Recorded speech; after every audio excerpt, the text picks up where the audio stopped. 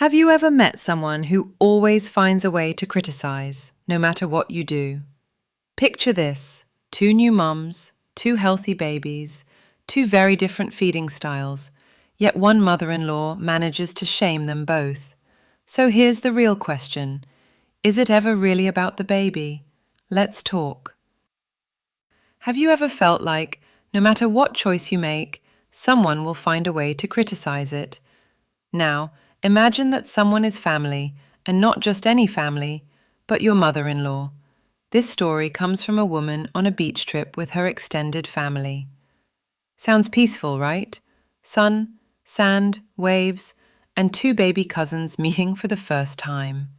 Both new mums, both figuring it out, doing what works for their babies. But then there's the mother-in-law. Let's just call her the MIL, who somehow manages to have a problem with both of them. Our storyteller is exclusively breastfeeding. Her baby is doing great, happy, growing, sleeping enough. She's not pumping a lot, mostly feeding directly, and she's content with how things are going.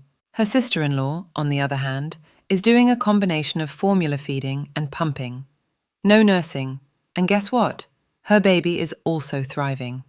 So here you have two different feeding choices, both valid, both working, both deeply personal, and yet the MIL swoops in with judgment for both. When she's speaking to the breastfeeding mum, she criticizes her for not giving the baby formula, claims the baby isn't getting enough from breast milk alone. But when she talks to the formula-feeding sister-in-law, she shames her for not pumping more and relying too much on formula. It's baffling, isn't it? What's even more unbelievable is how confidently she jumps between those opinions, as if logic and consistency don't even matter. One moment she's convinced breast milk is too watery, the next she insists pumping more would solve everything, and both times she manages to insert herself as the expert, despite, apparently, only breastfeeding her own son, the husband of our storyteller, for 6 weeks before giving it up. Now let's pause here. This isn't about breastfeeding versus formula feeding. This is about control, about judgment disguised as concern. It's the kind of behavior that leaves new mums second-guessing themselves when what they really need is support, not scrutiny. You'd think having a family member say, "You're doing great," would be a given, but instead, they're faced with constant doubt from someone who should be lifting them up. And the kicker?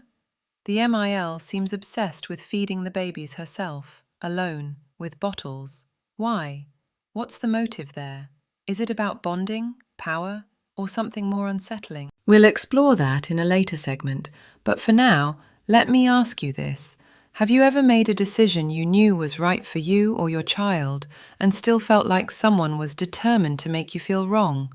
If so, how did you handle it? Was it worth defending your choice? Or did you just walk away from the conversation? Let's talk about that, because in families, sometimes the real challenge isn't parenting itself, it's dealing with the people who think they could do it better. Have you ever listened to someone criticize you, and halfway through you realized they weren't even making sense?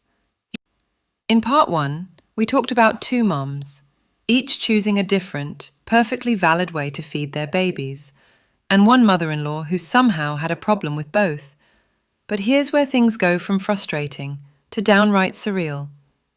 The husband, let's give him some credit here, decided to call out the inconsistency. He pointed out to his mom that she's criticizing each daughter-in-law in completely opposite ways. And, for a brief, glorious second, it looked like she might actually realize it. Like maybe, just maybe, logic would win. But no. Instead, she doubled down. She said one baby isn't sleeping enough because the breast milk is too watery, whatever that means. Then, in the very next breath, she said the other mom's milk was probably fine, but she needed to pump more. Now, if you're confused by that, you're not alone, because none of it adds up, at all. This is what I call emotional goalpost shifting. No matter where you stand, the criticism moves to meet you. It's not about logic or solutions, it's about control and sometimes ego. If one mom switches to formula, she'll say she gave up too soon. If the other switches to pumping, suddenly she should have stayed with direct nursing. There's no win here because the game isn't real. The rules change depending on the mood of the judge. Now here's the wildest part. After being gently confronted, the MIL didn't reflect, didn't apologize. Instead, she turned it into drama. She accused her son of gossiping with his sister-in-law, as if discussing her comments within the family is somehow a betrayal. That moment right there says a lot. Because when someone gets upset that people are comparing notes, it usually means they're saying different things to different people, and they don't want to be held accountable for any of it. Let's step back. We've all known someone like this, haven't we? They thrive on one-on-one power dynamics. They drop comments, criticisms, little digs, but only when no one else is listening. And if you dare to speak up or connect the dots, suddenly you're the problem. So now imagine being a new mom, already vulnerable, already trying to do your best, and on top of the sleepless nights and the feeding schedules, you've got to navigate this tangled web of passive-aggressive manipulation from someone who should be part of your support system. And it leads us to a bigger question. What do you do when a family member's behavior isn't just unhelpful, but actively destabilizing? Do you confront them, set boundaries, stay silent to keep the peace? Have you ever had to walk that tightrope between protecting your sanity and keeping family relationships intact? Let's open that conversation, because too often we assume that family means unconditional access, but in reality, healthy family dynamics require boundaries, especially when babies are involved. Have you ever noticed how some people don't just want to help, they want to take over? Let's go back to this beach trip. We've got 2 new mums, 2 healthy babies, and 1 mother-in-law who's already dishing out contradictory criticism like it's her job. But the story doesn't stop there. In fact, it takes a strange turn that raises even more questions. According to the storyteller, this MIL doesn't just have opinions, she seems to have a plan. A weird one. She keeps pushing to feed the babies herself, not just casually helping when asked, but actively pressuring both mums to let her bottle feed the babies alone. Repeatedly, relentlessly. Now, why? Think about it. She's told one mom her breast milk isn't enough. She's told the other to stop relying on formula. But what she really wants is to be the one holding the bottle, to be the one the baby turns to for comfort, nourishment, closeness. Let's not ignore the pattern here. There's a big difference between wanting to bond with a grandchild and wanting to replace the mother in some way, even if just for a moment. It's subtle, but it's there, and it's unsettling, especially when this desire to feed the baby is paired with criticism, shame, and manipulation. The storyteller says she simply avoids pumping around her MIL, so there's no opportunity for her to step in. Easy solution. But for her sister-in-law, who does bottle feed, the pressure is heavier. The MIL keeps asking, keeps hovering, keeps pushing, and that kind of pressure wears you down, especially when you're already tired, emotionally stretched, and trying to make confident choices as a new parent. So here's what we're really looking at. This isn't about feeding anymore. It's about control. It's about being the one in the spotlight, being seen as the caregiver, being indispensable. The baby becomes the vehicle for the MIL to recenter herself in the family dynamic. And to be fair, sometimes that urge comes from a place of longing, a need to feel useful or connected or even relevant. Grandparents can struggle with shifting roles, but when that longing becomes a campaign of control, that's when healthy boundaries need to step in. Because let's be honest, no mom should have to fend off guilt-tripping just to feed her child in peace. So here's my question to you. Have you ever seen someone use helping as a disguise for taking over? Where do we draw the line between involving grandparents and protecting the space new parents need to bond with their babies? And what do we do when support starts to feel more like surveillance? Let's talk about it. Because this isn't just one beach trip. For a lot of parents out there, this is everyday life, and they deserve better. Have you ever set a boundary with someone and instantly felt like you became the villain? In the last segment, we talked about the mill's strange obsession with feeding her grandchildren herself, how it seemed less like bonding and more like claiming territory. But what happens when the moms try to push back, even gently? Things escalate. The storyteller mentions how she chooses not to pump in front of her mill, which gives her an easy out. There's no bottle to give. That's her quiet boundary. It works, for now. But her sister-in-law, the one who does use bottles, has it tougher. The mill keeps pushing, asking, nudging. Can I feed the baby? Let me do it this time. You look tired. It's bonding time for me too. Sounds harmless on the surface. But underneath, it's pressure. Subtle, persistent, and loaded with guilt. The kind that makes you question your instincts.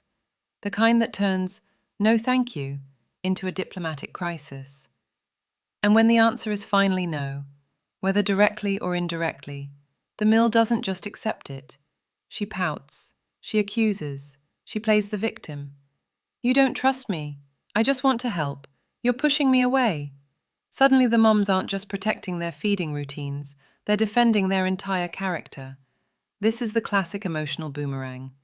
You set a healthy boundary, and it comes flying back at you as shame, guilt, or manufactured hurt. It's not about feeding anymore. It's about power dynamics, emotional leverage, and one person refusing to accept that the parent, not the grandparent, gets the final say. And let's not forget the age gap here. For many in the older generation, boundaries from younger adults can feel like rejection. They didn't grow up with this vocabulary of consent and emotional space. So sometimes, yes, it's a clash of eras. But at some point, good intentions are no longer a defense if they trample someone else's needs. That said, this isn't about cutting people off. It's about creating relationships that feel safe and mutually respectful. The storyteller's husband seems to understand this. He supports his wife. He even tries to talk to his mum about it. That's a big step. But the mill? She reacts by accusing him of betrayal for simply discussing what she said. So here we are. Boundaries feel like betrayal. Conversations feel like gossip. Saying no feels like starting a war. And somehow in all of this, the actual parents are the ones walking on eggshells when they're the ones doing all the hard work of raising the baby. So here's a question for you. How do you set boundaries with someone who refuses to see them as love, or even as neutral? Have you ever had to hold your ground, knowing it would come at the cost of peace? Let's unpack that, because healthy families don't just happen. They're built, and sometimes rebuilt, with boundaries, patience, and a whole lot of courage. Have you ever felt like no matter what you do, it's wrong in someone's eyes? That's exactly where this story lands us. Two new moms, both doing their absolute best, and yet both being criticized for opposite choices. One exclusively breastfeeding, the other combo feeding with formula. Both babies are healthy, both mums are confident, and still, neither can win with this mother-in-law. And here's the wildest part. That seems to be the point.